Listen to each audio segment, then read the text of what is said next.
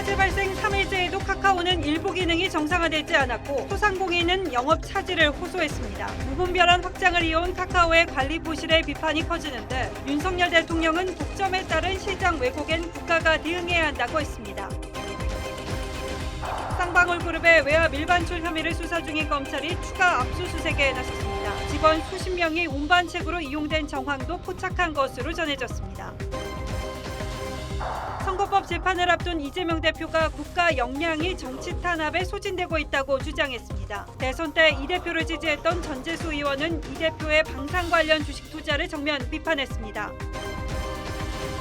20대 근로자가 기계에 끼어 숨지는 사고가 난 제빵 공장 앞에서 추모의 발길이 이어졌습니다. 청년들은 재발 방지를 촉구했습니다.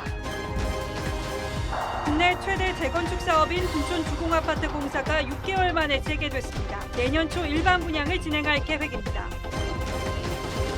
BTS가 병역 의무 이행을 결정했습니다. 연장자 멤버 지금부터 입영 연기 취소를 신청하겠다고 했습니다. 멸종 위기 중인 사냥이 인공증식에 성공해 DMZ 인근에 방사됐습니다. GPS를 부착해 활동 모습도 지켜볼 계획입니다.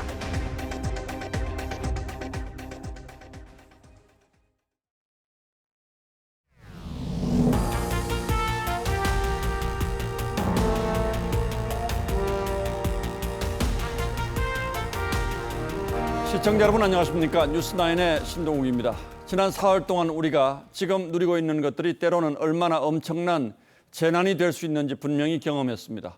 그리고 이런 일이 또 생겨서는 안 된다는 것, 그러기 위해서는 무엇을 어떻게 해야 하는지 많은 과제를 안게 됐습니다. 그러나 피해가 너무나 컸습니다.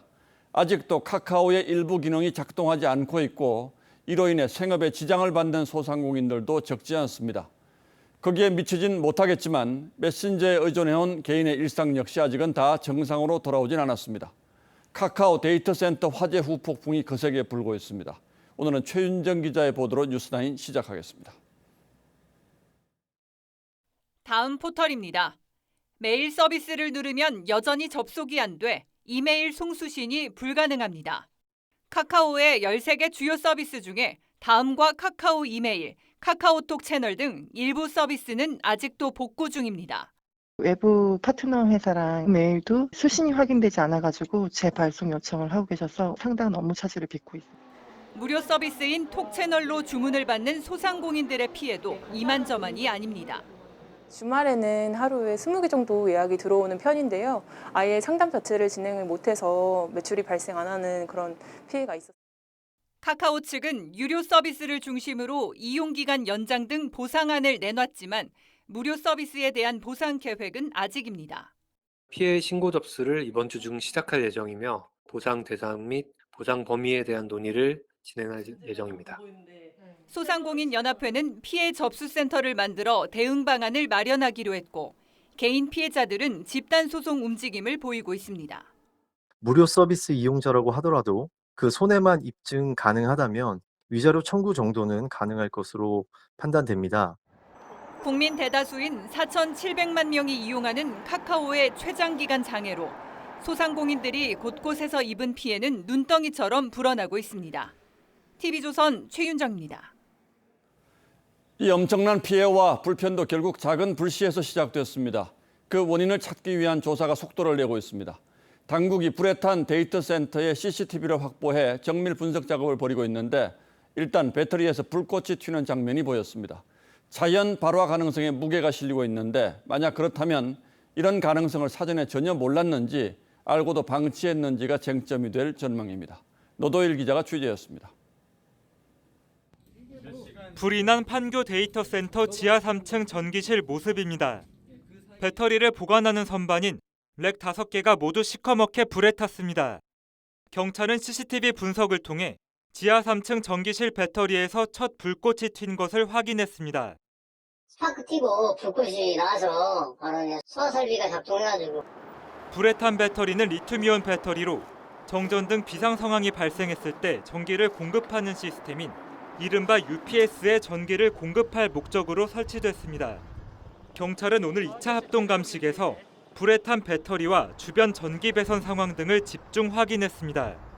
리튬이온 배터리는 저장 효과가 뛰어나 전기차나 에너지 저장 장치 등에 사용되지만 열이나 충격에 취약한 것이 단점으로 지적됩니다. 효과가 뛰어나기 때문에 많이 최근에 사용하고 있는데 이제 열을 발생하기 때문에 화재에 취약하다는 그런 단점이 있습니다.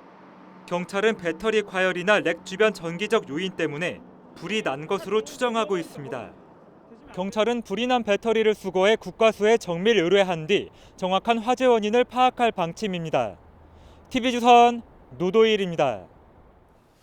예, 이번 데이터 센터 화재 하나로 국민 메신저로 불렸던 카카오톡의 허무한 먹통에 많이들 당황하셨을 겁니다.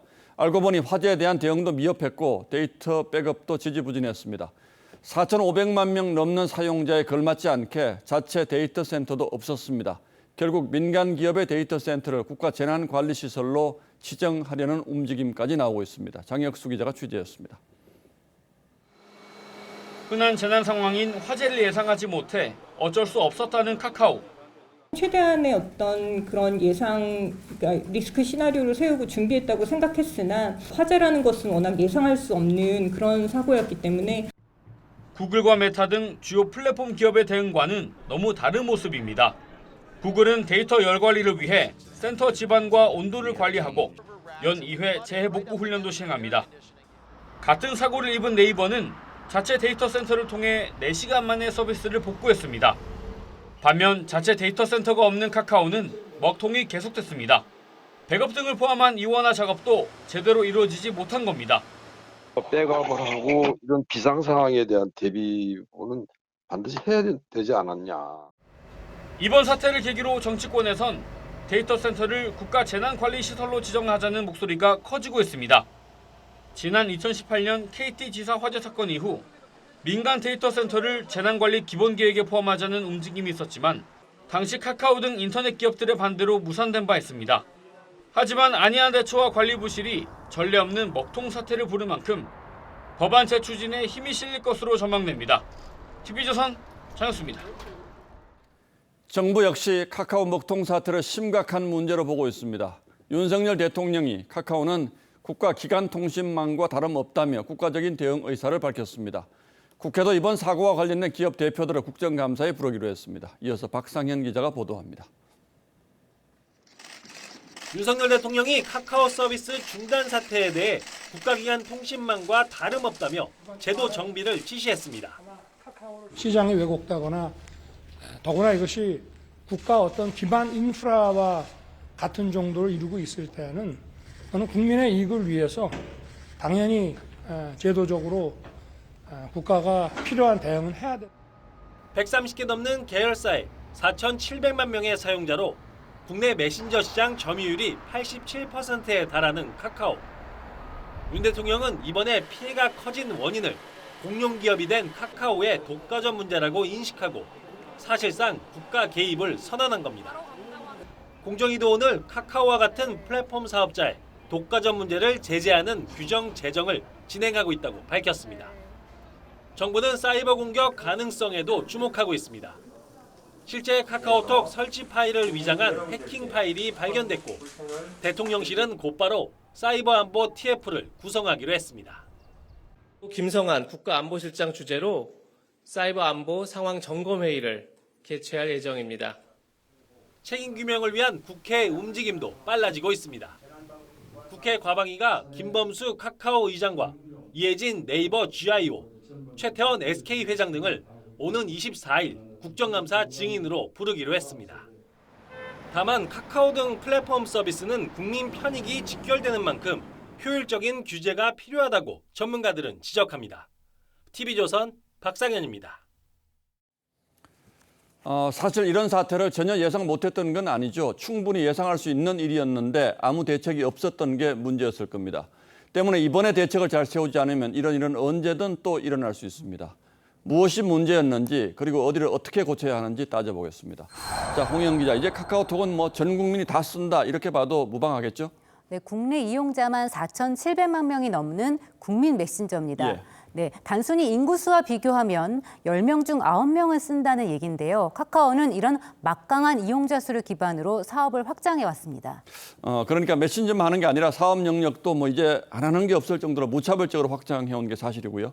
네, 메신저 기능을 넘어 공적인 소통 창구이자 또 개인 인증 수단으로까지 쓰이고 있는데요. 금융 결제와 쇼핑, 여가, 교통 등 이 서비스 영역을 무차별적으로 넓혀왔습니다. 카카오 계열사는 해외 법인을 포함해서 6월 말 기준으로 187개에 이릅니다. 다음과 합병한 2014년 36개에서 5배 이상으로 늘었습니다. 무서운 속도로 늘었군요. 어떻게 이게 가능했죠? 네, 카카오는 주로 인수합병을 통해서 사업을 확장했는데요. 대부분 소규모 스타트업이라 규제 감시망을 벗어난 경우가 많았습니다. 또 혁신을 명분으로 대기업에 비해 규제를 덜 받는 혜택도 누렸습니다. 대표적인 예로 카카오가 은행 최대 주주가 될 수 있도록 해준 인터넷 은행 특례법이 있는데요. 문재인 정부 때 민주당 내에서도 반대가 있었지만 규제 완화 1호 법안으로 밀어붙여 결국 통과됐습니다.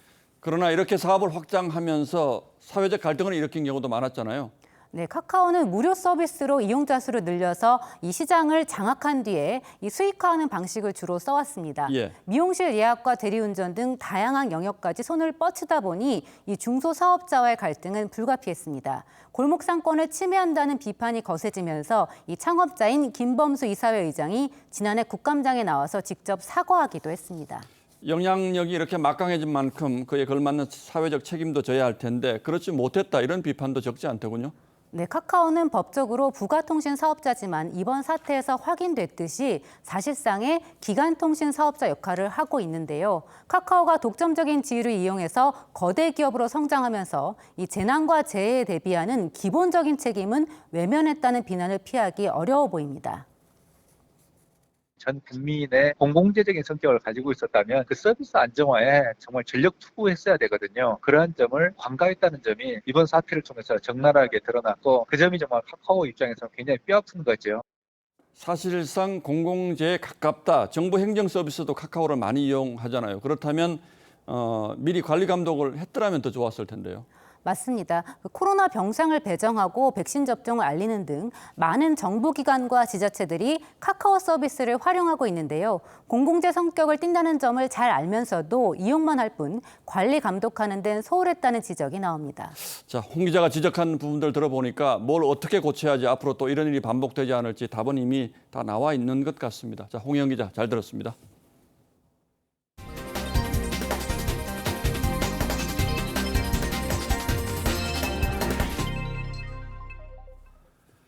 검찰의 쌍방울 그룹 외화 밀반출 혐의 수사가 예사롭지 않습니다. 전직 임원 집을 압수수색한 지 사흘 만에 또다시 본사와 계열사를 압수수색했습니다. 이번에는 외화를 중국으로 가지고 나간 소위 운반책 직원들의 사무실도 포함됐는데 검찰은 중국으로 빼돌린 자금이 북한으로 갔을 가능성을 의심하고 있습니다. 보도에 서영일 기자입니다. 검찰이 압수수색한 곳은 쌍방울 그룹 본사와 계열사인 광림, SBW 생명과학으로 이름을 바꾼 나노스입니다. 모두 쌍방울 그룹 내에서 대북 사업을 추진하던 곳입니다. 검찰은 이 세 곳에 검사와 수사관을 보내 2019년 외화 밀반출에 동원된 직원 60여 명의 사무실에서 각종 서류 등을 확보했습니다. 검찰은 이들이 환전해둔 달러와 위안화를 책과 화장품 등 여행 물품에 끼워 넣은 채 중국행 비행기를 탔고 현지 공항에서 기다리던 임원에게 돈을 건넨 뒤 당일 바로 귀국한 것으로 파악했습니다. 외화 밀반출은 2019년 1월과 11월에 집중됐는데 이 시기 쌍방울 그룹이 대북 사업을 적극 추진했던 점에 검찰은 주목합니다. 특히 2019년 1월은 나노스가 대북단체 아태평화교류협회 회장을 임원으로 선임한 뒤 북한 히토류 매장지인 단천특구 개발을 추진하던 때입니다. 쌍방울은 2018년 말과 2019년 7월에는 경기도와 아태협이 공동 주최한 북한 인사 초청 행사도 후원했습니다. 검찰은 쌍방울이 대북 4억 원이나 북한 인사 행사 참여 대가로 밀반출한 외화를 북한 측에 넘겼는지 등을 확인할 예정입니다. TV조선 서영일입니다. 해외여행까지 함께했던 대장동 실무 책임자 고 김문기 전 처장을 모른다고 하고 백현동 부지 용도를 상영한 게 박근혜 국토부의 협박 때문이라는 주장을 펴서 선거법 위반 혐의로 기소된 이재명 민주당 대표의 1심 재판이 내일 시작됩니다. 이 대표의 정치적 운명이 달려있는 재판을 앞두고 민주당 의원 수십 명이 오늘 용산의 대통령실 앞에서 시위를 벌였습니다. 정민진 기자가 보도합니다. 민주당 의원 30여 명이 용산 대통령실 앞에서 피켓을 들고 구호를 외칩니다. 정치 탄압에 대해 국민께 사과하라. 하지만 일정이 급조된 탓인지 의원들이 든 정치 탄압 피켓엔 맞춤법이 틀려 체면을 구겼습니다. 앞서 아침 회의에서는 이재명 대표가 유신을 거론하면서 자신에 대한 수사를 정치 탄압으로 규정했습니다. 오늘이 마침 10월 유신 쿠데타 날입니다. 국가 역량이 야당 탄압, 정치 보복에 소진되고 있습니다. 여당은 이 대표에 대한 수사는 문재인 정부 때 시작됐다면서 만천하에 드러난 거짓 해명까지 정치 보복으로 몰아가는 건 도를 넘었다고 지적했습니다. 문재인 정권에서 제기되고 시작된 것입니다. 이제 와서 모든 걸 정치 탄압, 정치 수사라고 하는 것은 뻔뻔한 주장입니다. 이 대표의 성남FC 후원금 수사는 지난 2018년 고발이 접수됐지만 경찰이 불송치를 결정하고 성남지청이 재수사를 미루다 지난 1월 성남지청 박하영 차장검사의 항명성 사표 이후에 수사가 본격 시작됐습니다. TV조선 정민진입니다. 하지만 이재명 대표의 모든 행보에 대해서 민주당이 이렇게 일사불란하게 움직이는 건 아닙니다. 이 대표가 대선 패배 직후 방산업체 관련 주식을 산 것에 대해서 전재수 민주당 의원이 공개적으로 실망스럽다고 했습니다. 대선에서 지고 지지자들이 모두 기운을 못 차리고 있는 상황에서 가장 큰 책임자라고 할 수 있는 이 대표가 주식 살 정신이 있었다는 게 놀랍다는 취지의 발언입니다. 권은영 기자가 전하겠습니다. 대선 이튿날인 지난 3월 10일 새벽, 이재명 후보는 자택 앞에 모여든 지지자들에게 대선 패배의 책임을 인정했습니다. 이재명이 부족한 0.7%를 못 채워서 진 것입니다. 모든 책임은 이 부족한 후보에게 있습니다. 그리고 2달도 채 지나지 않았지만 재보궐 출마를 선언했습니다. 지방선거를 승리로 이끌기 위해서 위험한 정면 돌파를 선택했습니다. 이 대표가 이해충돌 논란이 불거진 한국조선해양과 현대중공업 주식 2억 3천만 원어치를 산 시점은 이 무렵인 4월 말에서 5월 초. 이 때문에 당내에서도 시점이 부적절했다는 지적이 나왔습니다. 지지했던 숱하게 많은 사람들이 뉴스도 못 보고 말하자면 이게 널브러져 있는데 정신 차리고 주식 거래를 한다면 지지했던 사람들에게 좀 실망스러운 측면이 분명히 있다.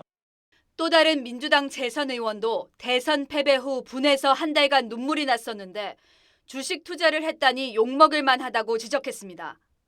이 대표는 자신이 산 주식이 방산업체 주식임에도 6월 국회 입성 후 8월부터 국방위원으로 활동했고 백지신탁 심사 청구도 한 달이 지난 8월 말에 했습니다. 여당은 이 대표가 이해충돌 소지를 알면서도 방치했다고 비판했습니다. 굳이 국방위를 선택한 것은 이해충돌 여지가 충분히 있지요. TV조선 권은영입니다. 국회 환노위에선 민주당이 단독으로 김문수 경산호 위원장을 검찰에 고발하기로 결의했습니다.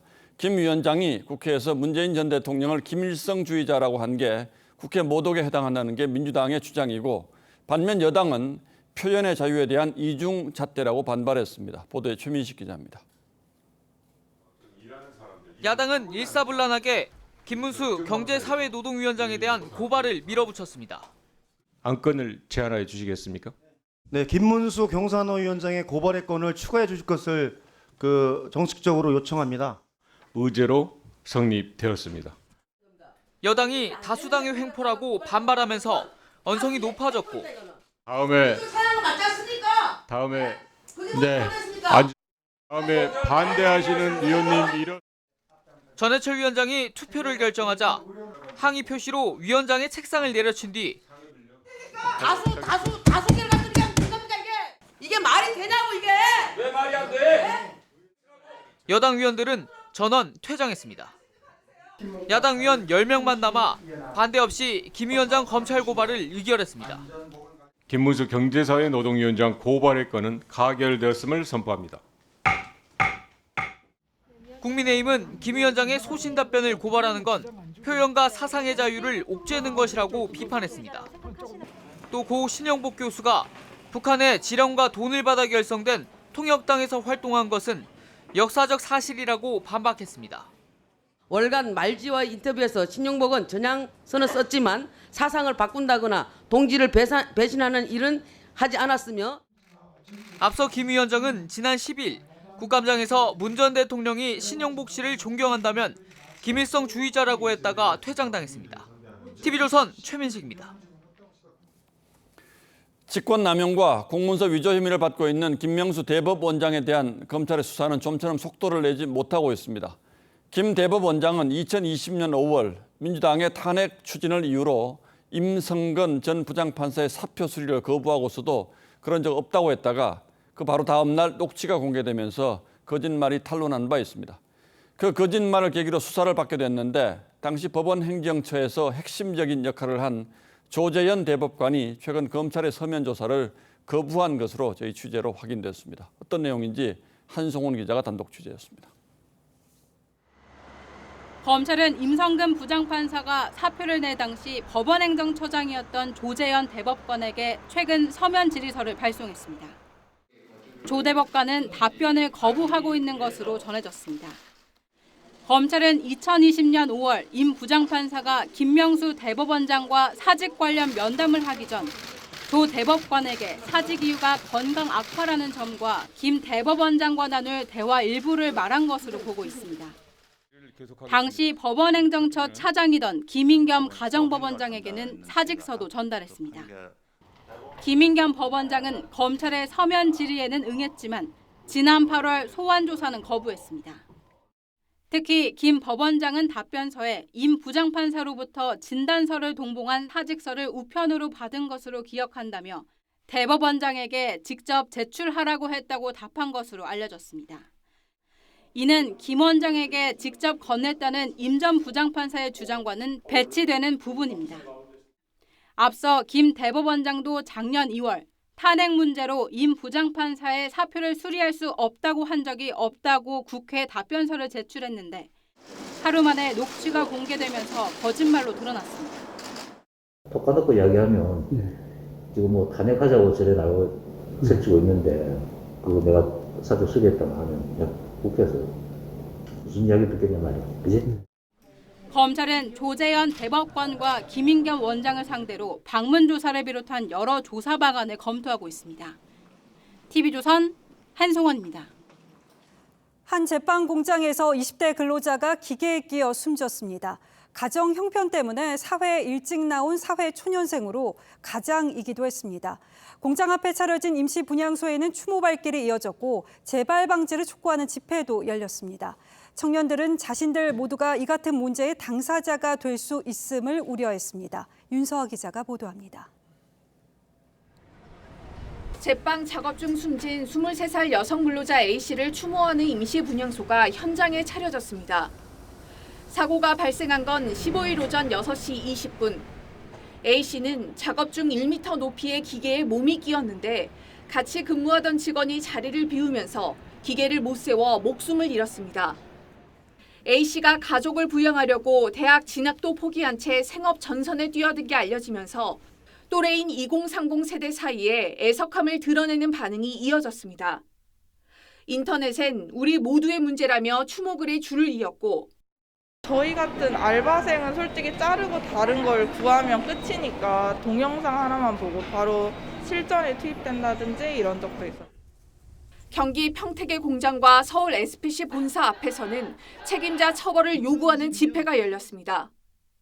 재발 방지 대책 마련하라! 마련하라! 마련하라! 마련하라!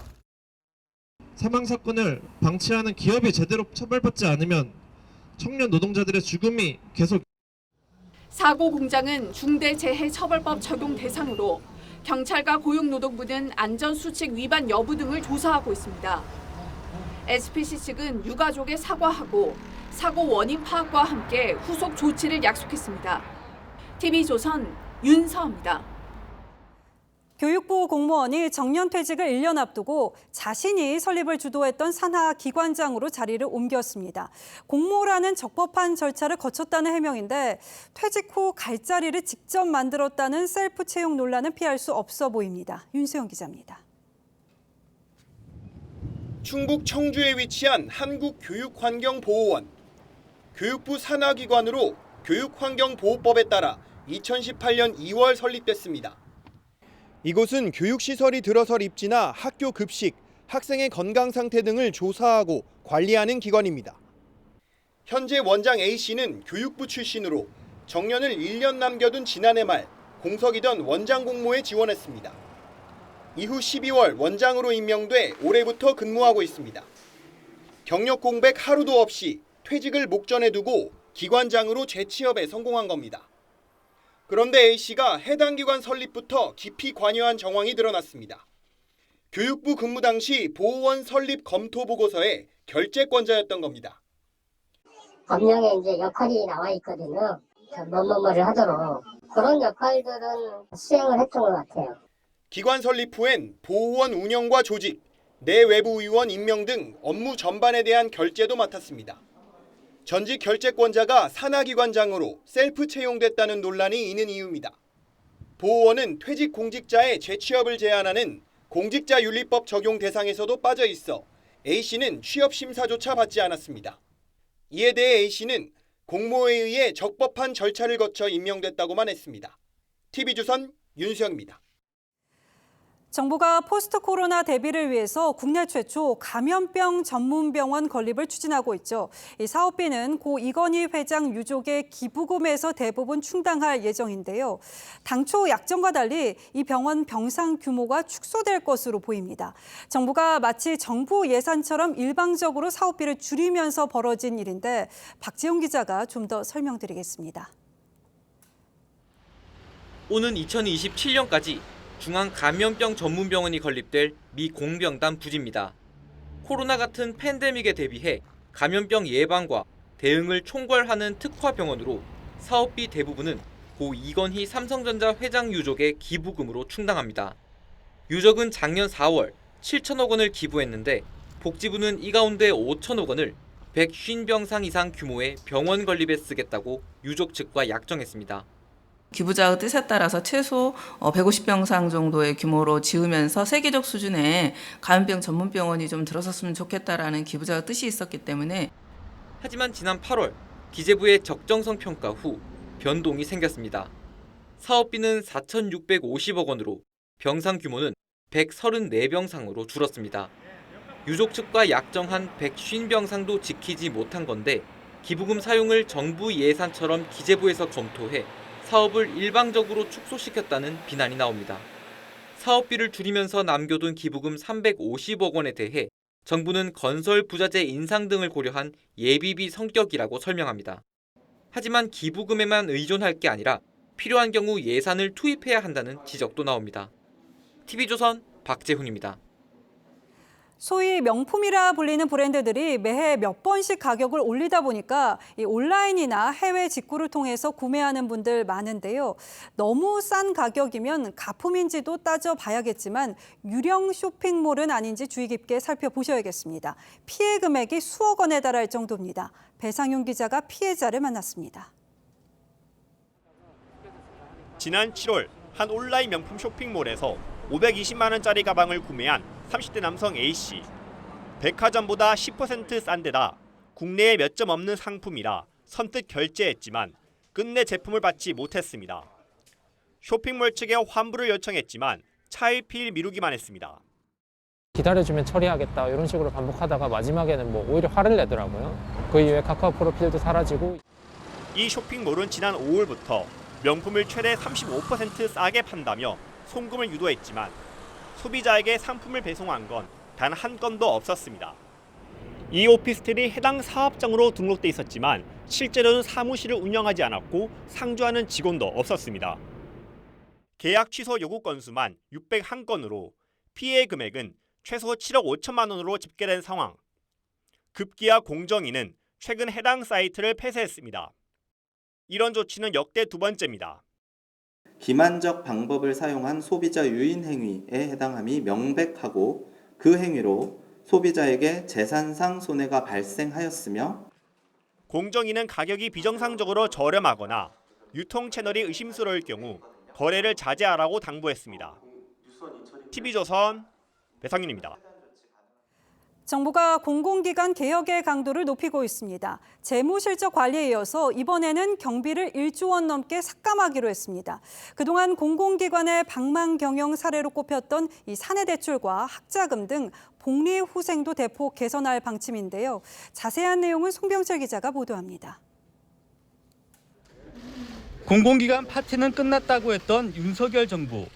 올해와 내년에 공공기관 경상경비 중 1조 1,458억 원을 깎을 예정입니다. 경비 삭감은 2009년 이후 14년 만에 처음입니다. 공공기관을 포함한 공공부문이 솔선수범하여 허리끈을 졸라매고 뼈를 깎는 강도 높은 혁신을 추진해야 합니다. 우선 전체 공공기관 350개는 올해 하반기에 경상경비 7,142억 원을, 내년엔 4,316억 원을 깎고 업무 추진비도 내년까지 145억 원을 감축합니다. 정부는 지난 7월 정원과 자산을 축소하라는 방침에 이어 이번엔 예산까지 압박하면서 공공기관 개혁 강도를 높였습니다. 복리후생비도 올해보다 191억 원쯤 줄입니다. 0%대 황제금리 등 사내 대출도 지침 내에서 하도록 하고 무상교육과 보육이 있는데도 중복으로 지급한 자녀 학자금과 보육비는 폐지합니다. 강원랜드 등이 유지해온 창립일 유급 휴일도 없앱니다. 정부는 기능과 조직혁신안도 발표할 예정입니다. 이 기능을 공공기관이 해야 하느냐, 그만둬야 하느냐, 아니면 민간과 경쟁을 붙여야 하느냐, 이런 더 근본적인 질문을 던져야 됩니다. 노조의 강한 반발이 예상되는 만큼 갈등을 얼마나 줄일지가 개혁의 성패를 가를 전망입니다. TV조선 송병철입니다. 그룹 BTS 멤버 전원이 군에 임대하겠다고 발표했습니다. 연장자 멤버 진부터 입영 연기 취소를 신청하겠다고 했습니다. 병역 특례를 대중문화예술로 확대하자는 논의가 사실상 지지부진한 상황에서 BTS 멤버 7명 본인이 먼저 내린 결정에 박수를 보내는 이들이 많습니다. 멤버들이 입소와 이 제대를 반복하는 3년은 그룹 활동을 보기는 힘들 것으로 보입니다만 병역 의무를 다한 그 이후의 BTS의 기대가 큽니다. 이정민 기자입니다. 1992년생으로 그룹 BTS의 맏형인 진이 군에 입대하겠다고 밝혔습니다.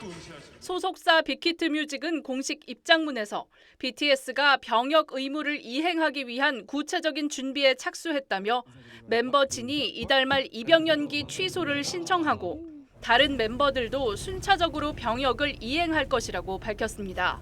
회사 쪽에 일임하는 쪽으로 얘기를 해가지고 아마 회사에서 한 얘기가 곧 저희 얘기지 않을까. BTS는 당분간 솔로 활동에 집중할 예정입니다. 멤버들이 병역을 모두 마치는 오는 2025년쯤 완전체로 그룹 활동 재개를 희망한다고 밝혔습니다.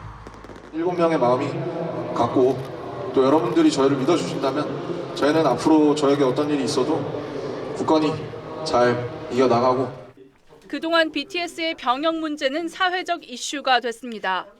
대한민국을 알리는 데는 1등 공신이라고 볼 수밖에 없지 않습니까? 그걸 왜 무시하고 군대를 보내서 이럴...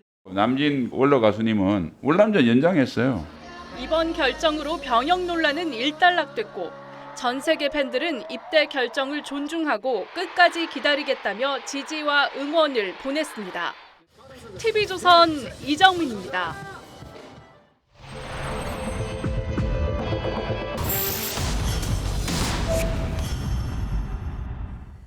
최근 몇 년 사이 해외 복권 판매소가 우후죽순 생기더니 급기야 학교 앞에 문을 열었습니다. 더 문제는 이 해외 복권이 국내에서는 규제 대상이 아니다 보니까 미성년자도 구매가 가능하다는 건데 당첨금이 많게는 수조 원에 달해서 소비자를 현혹했습니다. 소비자탐사대 전정원 기자입니다. 복권 판매소가 늘어선 서울 시내거리. 로또와 연금 복권 등 다양한 복권 속에 수천억 원 당첨금을 내건 미국 복권, 유럽 복권 등 해외 복권 판매소가 소비자를 유혹합니다. 당첨금이 너무 차이가 많잖아요. 국내에는 걔도 뭐 10억, 15억인데 여기는 배는 5천억이니까. 국내 단말기로 복권을 주문하면 이를 현지 거주자가 구매한 뒤 사진을 찍어 인증합니다. 해당 번호가 당첨되면 당첨금을 현지에서 수령하고 국내 판매업체가 구매자에게 지급하는 방식입니다. 하지만 해외 복권인데다 구매만 대행한다는 이유로 국내 규제의 사각지대에 놓여 있습니다. 저희가 발행하는 복권이 아니기 때문에 적용이 안 됩니다. 이 때문에 경찰이나 지자체의 관리 감독을 받을 필요가 없습니다. 국내 업자에게 금지된 카드 결제가 가능하고 1회 판매 한도 20만 원도 적용되지 않습니다. 더욱이 복권은 미성년자에게 판매할 수 없지만 학교 주변에 버젓이 설치되고 성인 인증이 필요 없는 판매기도 있었습니다. 이거 복권이니까 신기해가지고 한번 사보고 싶다고. 국내 영업 중인 해외 복권 판매 업체는 적어도 6곳. 이렇게 미국이나 유럽 등 해외 복권을 살 수 있는 키오스크는 전국에 500여 대가 설치되어 있습니다. 무분별한 확산이 논란이 되는 가운데 4월 법원은 해외 복권 구매 대행 업체에 대해 법으로 금지된 복권 중개라며 벌금 500만 원을 선고했습니다. 하지만 업체 측은 자신들은 신고만 하면 영업할 수 있는 통신 판매업자에 해당한다며 항소했습니다. 구매 대행을 제공하는 농협사였습니다. 실질적으로 허가된 자금도 아니고 뚜렷한 영업 기준이나 처벌 규정도 없이 장기간 방치됐던 해외 복권 단말기 확산. 정부가 뒤늦게 복권법을 보완 중이고 경찰 수사도 시작됐습니다. 소비자 탐사대 전정원입니다. 예, 다음 뉴스입니다. 시공사와 조합 간의 갈등으로 중단됐던 서울 둔촌주공 재건축 공사가 6달 만에 재개됐습니다.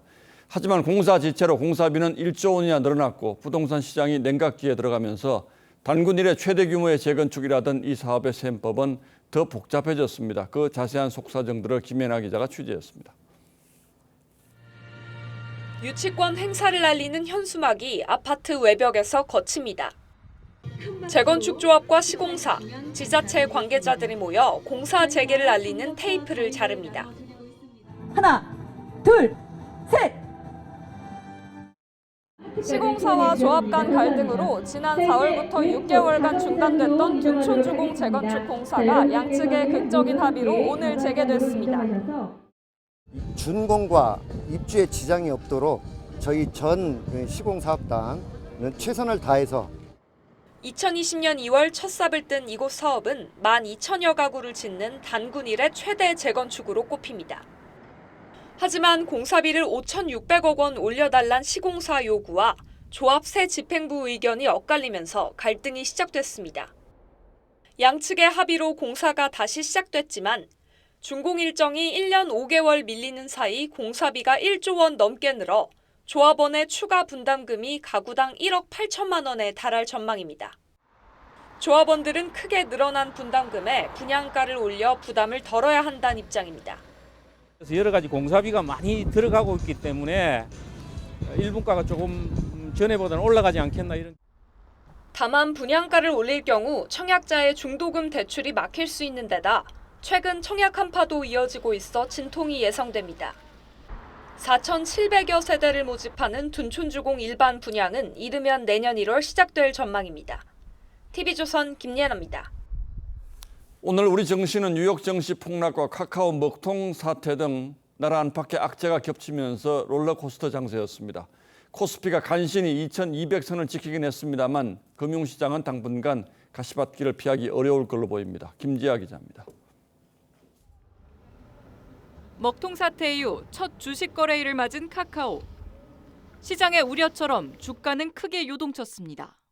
이미 가파른 추락세로 주주들의 원성을 사다 지난 14일 깜짝 반등하며 바닥을 쳤다는 기대감이 나왔지만 주말의 대형 사고에 다시 발목이 잡힌 겁니다. 장중 한때 8에서 10%까지 급락했던 카카오와 계열사 주식은 기관과 개인의 저가 매수로 2에서 5% 하락 마감했습니다. 우리 증시도 종잡을 수 없는 급등락을 반복했습니다. 미국 미시간 대학이 발표한 1년 기대 인플레이션율이 지난달 4.7%에서 5.1%로 오른 탓에 뉴욕 증시가 폭락했고 이에 따라 코스피는 오늘 오전 1% 넘게 급락했다가 겨우 2200선을 지켰습니다. 문제는 앞으로의 전망도 어둡다는 겁니다. 이번 주 테슬라, 넷플릭스 등 미국의 주요 기업과 JP모건, 시티그룹 등 대형 은행들의 실적 발표가 있는 데다 미 연준 인사들이 매파적 발언을 대거 쏟아낼 것으로 예상되기 때문입니다. 전반적인 기업들의 향후 실적이 경기 부진과 함께 악화될 수 있다는 우려 등이 겹쳐 있는 상황이어서 부정적인 압력이 높아져 있는 것으로. 이를 반영하듯 오늘 원달러 환율은 1,440원까지 위협하는 모습을 보이면서 금융시장의 혼란이 현재 진행형이라는 우려를 키웠습니다. TV조선 김자입니다. 한미가 오늘부터 열흘 동안 북한 핵과 미사일 위협에 대비하는 야외 기동훈련, 호국훈련에 들어갔습니다. 북한이 지난 금요일 하루 동안만 4차례에 걸쳐서 도발을 감행했던 만큼 이번 훈련을 빌미로 추가 도발에 나설 가능성도 배제할 순 없어 보입니다. 이채영 기자가 보도합니다. 오늘부터 열흘간 실시되는 한미합동 호국훈련은 북한의 핵미사일 도발 위협에 대한 대비 태세에 초점을 맞춥니다. 육군의 주력 무기인 K2 흑표전차와 K9 자주포, 공군의 F-15K, F-16 전투기와 해군의 구축함까지 총동원됩니다. 굳건한 한미동맹을 바탕으로 힘에 의한 평화, 억제를 통한 평화를 구현하기 위해 이에 앞서 주한미군은 지난주 북한의 생화학 공격에 대비한 화생방 훈련도 실시했습니다. 지난 금요일 하루 새 포탄 560발을 쏘며 도발 수위를 높였던 북한은 어제 시작된 중국 당대회에 맞춰 북중 우호를 강조했습니다. 중국 공산당 제20차 대회가 훌륭한 성과를 거둘 것을 중심으로 축원합니다. 김정은 위원장은 나흘 전 방문했던 군 고위급 자녀 교육기관인 만경대학원을 다시 찾아 사격훈련을 참관했습니다. 옥천만 번 죽더라도 원수를 치자는 혁명 투지를 말이나 노래가 아니라 투기의 투쟁 신조로. 전문가들은 북한이 중국 당대회 기간에도 한미훈련을 빌미로 추가 도발에 나설 수 있다고 분석했습니다. 북한의 고강도 도발 가능성은 크지 않아 보입니다. 다만 자위권을 명분으로 삼아서 미사일 발사 정도의 가능성은 TV조선 이채연입니다. 예비군 동원령이 내려진 러시아는 내부 반발이 거센 상황이죠. 경찰과 강제 징집대원들이 노숙인까지 무차별적으로 징집하고 있다는 얘기도 전해지는데 러시아는 오늘도 우크라이나 수도 키이우를 공습했습니다. 박상준 기자의 보도입니다. 한 남성이 자신의 뒤를 쫓는 남성들을 피해 달아납니다. 결국 붙잡히고 마는데 징집을 피하기 위한 몸부림이라고 현지 언론이 전했습니다. 푸틴 대통령은 동원령이 마무리 단계에 있다고 밝혔지만 примерно в течение 2 недель все мобилизационные мероприятия будут завершены. 노숙인들과 일용직 노동자는 물론 버스 정류장과 전철역 등에서 마구잡이로 징집이 이뤄지고 있는 것으로 나타났습니다. 동원령 이후 해외로 탈출한 러시아인은 30만 명이 넘었고 국민 70% 이상이 전쟁에 불안을 느낀다는 여론조사도 나왔습니다. 이런 가운데 러시아가 우크라이나의 유명 지휘자를 총으로 살해했다고 영국 일간 가디언이 보도했습니다. 러시아는 지난 1일 헤르손 병합을 축하하기 위한 대규모 공연을 기획했는데 지역 관현악단의 수석 지휘자인 케르파텐코가 참석을 거절했다는 이유에서입니다. 헤르손 출신인 케르파텐코는 개인 페이스북 계정에 러시아의 침공을 비판해왔습니다. 우크라이나 군 당국은 러시아가 오늘도 이란산 자폭 드론을 이용해 수도 키이우를 공격했다고 밝혔습니다. TV조선 박상준입니다. 사냥은 태초의 모습을 간직해서 살아있는 화석으로 불리지만 국제적 멸종 위기종이기도 합니다. 그런데 다행히도 15년 전 인공 증식이 시작된 덕분에 이제는 국내에 1,000마리가 넘게 살고 있다고 합니다. 자연으로 돌아가는 사냥 모습을 이승훈 기자가 전하겠습니다. 비무장지대 DMZ의 한 야산에 나무 우리가 들어섭니다. 잠시 뒤 문이 열리자 사냥이 쏜살같이 뛰쳐나갑니다. 지난 14일 강원 양구의 비무장지대에 사냥 8마리가 방사됐습니다. 양구 사냥 증식 보건센터는 방사된 사냥에 GPS 발신기를 부착했습니다. 국내 최대 사냥 서식지로 알려진 비무장지대의 사냥 생태 특성을 연구해 사냥 인공 증식에 활용할 예정입니다. 어느 정도까지 이동하고 또 생태적으로는 어디에서 또 잘 서식하는지에 대해서 그러한 생태적인 규명을 하기 위해서 국제적 멸종 위기종인 사냥은 국내에서도 90년대 사냥 개체수가 500여 마리까지 줄었습니다. 2007년부터 사냥 복원 사업이 시작된 뒤 지금은 1000여 마리로 늘었습니다. 각 사냥 서식지마다 100마리 이상 무리를 이뤄 자체 생존 가능성도 높아지고 있습니다. 자생적으로 사냥이 지속 가능한 서식을 위해서는 서식지별로 최소 존속 개체군 이상의 개체군 형성이 필요하거든요. 한반도의 자치를 감췄던 사냥. 인공 증식 기술이 발달하면서 멸종 위기에서 서서히 탈출하고 있습니다. TV우선 이수훈입니다. 프로야구 KT가 준 플레이오프 2차전에서 반격에 성공하며 시리즈를 원점으로 돌렸습니다. KT는 선발 벤자민의 호투와 신예 박영현의 역투가 빛났습니다. 이다솜 기자입니다. 기선제압은 KT의 몫이었습니다. 1회 시작부터 4번 타자 박병호의 적시타로 선제 득점에 성공한 KT. 강백호도 요키시의 실투를 놓치지 않으며 추가 타점에 성공합니다. 키움도 4회 이정우가 팀의 첫 안타를 기록하며 반격에 나섰는데 이정우는 이 안타로 포스트 시즌 15경기 연속 안타 신기록을 작성했습니다. 키움은 김혜성의 타구가 벤자민의 글러브에 맞는 행운의 내야 안타까지 얻어내며 기세를 올렸지만 푸이그와 김태진이 연속 삼진을 당하며 득점에 실패했습니다. KT의 수비도 벤자민을 도왔습니다. KT 좌익수 알포드가 5회 송성문의 큼지막한 타구를 환상적인 점프 캐치로 잡아내자 벤자민이 만세를 부르며 환호합니다. 벤자민은 109를 던지며 7이닝 무실점을 기록했습니다. 탈삼진도 9개나 잡아냈습니다. KT 이강철 감독은 19살 고졸 신인 박영현을 마무리 투수로 등판시켰습니다. 2이닝 무실점, 신예의 엄청난 호투로 2대0 승리를 기록한 KT는 시리즈를 다시 원점으로 돌렸습니다. 2차전 MVP는 선발 벤자민에게 돌아간 가운데 양팀의 준 플레이오프 3차전은 모레인 19일 수원에서 열립니다. TV조선 이다솜입니다.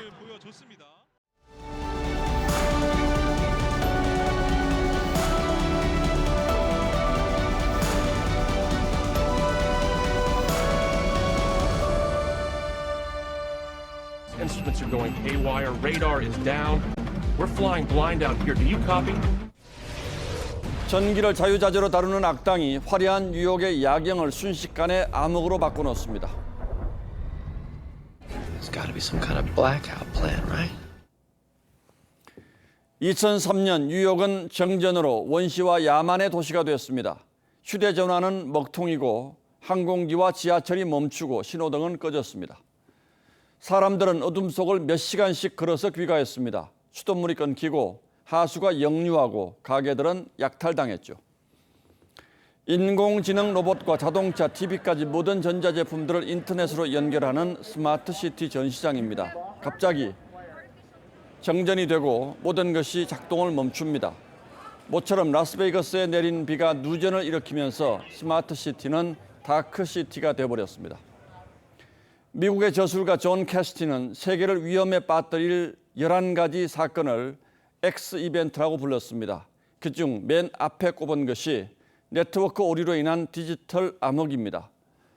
인터넷을 기반으로 모든 것이 복잡하게 연결된 사회에서는 고리가 하나만 끊겨도 시스템이 연쇄적으로 무너진다고 했죠. 그래서 현대사회는 가장 편리한 세상인 동시에 재난에 가장 취약한 시대입니다. 온 나라를 혼돈에 빠뜨린 카카오 먹통도 전기실의 불이나 데이터 센터의 전원을 차단하면서 시작되었습니다. 하지만 파장은 엄청났습니다. 교신부터 송금과 출금, 쇼핑과 결제, 가게 영업, 길 찾기와 택시 잡기까지 우리 국민의 일상을 초유의 불편과 불안, 당혹과 분노에 빠뜨렸습니다. 그러면서 4,750만 사용자를 거느린 이른바 국민 메신저의 민낯도 적나라하게 드러났습니다. 카카오 측은 화재는 예상하지 못한 시나리오라고 어이없는 해명을 했습니다. 2시간이면 전체 서비스를 복구할 예정이라더니 사흘이 지나도록 복구 중입니다. 자체 데이터 센터 하나 없이 다른 회사 센터를 빌려 쓰고 있었다는 사실도 새삼 놀랍습니다. 같은 센터에 입주한 다른 회사는 4시간 만에 서비스 복구에 성공한 것과도 비교될 수밖에 없습니다. 카카오가 거대 플랫폼 공룡으로 몸집을 키워서 막대한 돈벌이를 하면서도 정작 이용자 안전에는 관심이 없었던 것은 아닌지 기업의 사회적 책임에 대한 생각 자체가 있긴 했던 건지 의심스러운 대목이기도 합니다.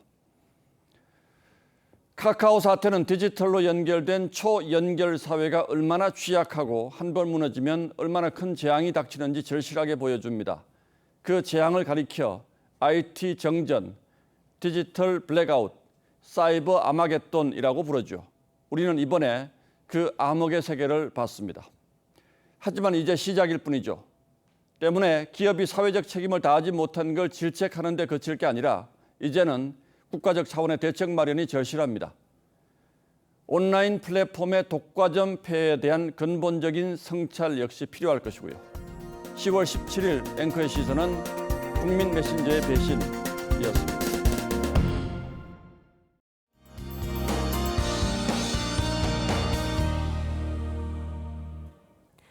한 주가 시작되자마자 찬바람이 매섭게 불고 있습니다. 날이 부쩍 추워졌는데요. 아직 10월 중순인데 내륙 곳곳으로는 한파주의보가 내려졌습니다. 내일은 서울이 4도까지 떨어지면서 올가을 들어 가장 춥겠습니다. 보통 이맘때보다 6도나 더 낮은 거고요. 일부 지역은 영하권으로 떨어지는 곳도 있겠습니다. 대관령은 영하 3도로 예상되고요. 내일 낮 기온은 서울이 14도, 대구는 17도가 되겠습니다. 내일 출퇴근길에는 겨울 코트를 꺼내셔도 되겠습니다. 내일은 추위는 주 중반부터 차츰 누그러지겠고요. 당분간 맑고 건조한 날씨가 이어지겠습니다. 바다의 물결은 모든 해상에서 매우 높게 일겠습니다. 해안가 안전사고에 유의하셔야겠습니다. 날씨였습니다. 10월 17일 월요일 뉴스9는 여기서 모두 마치겠습니다. 시청해주신 여러분 고맙습니다.